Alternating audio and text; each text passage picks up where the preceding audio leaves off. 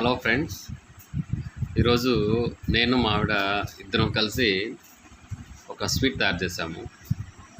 అది చాలా ఆరోగ్యంగా ఉంటుంది తింటే. అది పిల్లలకి అయితే మంచి హెల్తీ ఫుడ్ అండి.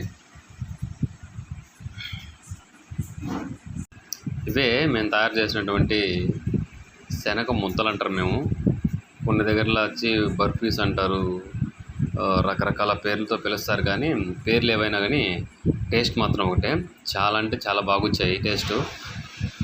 ఇవి చేయడానికి నేను 1 కేజీ శనగపప్పు తీసుకున్నాము. అదేవిధంగా 1/2 కేజీ బెల్లం తీసుకున్నామండి. ఇది చాలా సింపుల్. సో అందరి ఇళ్ళల్లో కూడా ఈజీగా చేసుకునేటువంటి రెసిపీ ఇది. సో పిల్లలకి ఇలాంటి ఆహారం పెడితే చాలా ఆరోగ్యము. రోజుకి ఒకటి తిన్నా కూడా వాళ్ళకి మంచి ఎనర్జీ ఫుడ్ ఇది. ఇది గవర్నమెంట్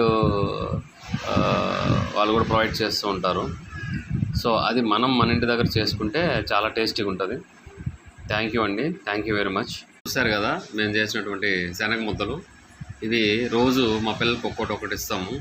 వాళ్ళు మేము చేసేటప్పుడు అయితే మా వాళ్ళు అల్లరి చేయలేదు అసలు, నాకు కావాలని చెప్పి. కానీ ఇవి చేసేటప్పుడు మాత్రం చాలా జాగ్రత్తగా ఉండాలి. ఎందుకంటే ఇది హీట్గా ఉన్నప్పుడు మాత్రం చేస్తేనే ముద్దలకు వస్తాయి.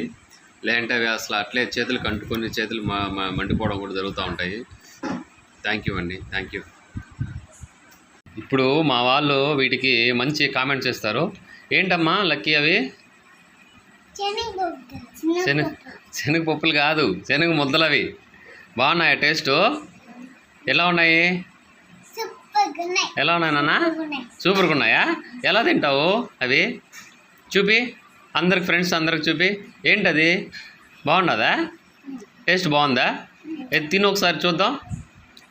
తిను, బాగుందా టేస్టు? తిను మరి, నువ్వు తిను లక్కీ. ఎవరు చేశారు అవి? డాడీయా? మమ్మీ చేయలేదా?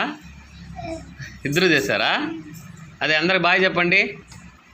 లక్కీ బాయ్ చెప్పు, కిట్టు బాయ్ చెప్పు, బాయ్. థ్యాంక్ యూ చెప్పండి. ప్లీజ్ చెప్పు, ప్లీజ్ సబ్స్క్రైబ్. బాయ్.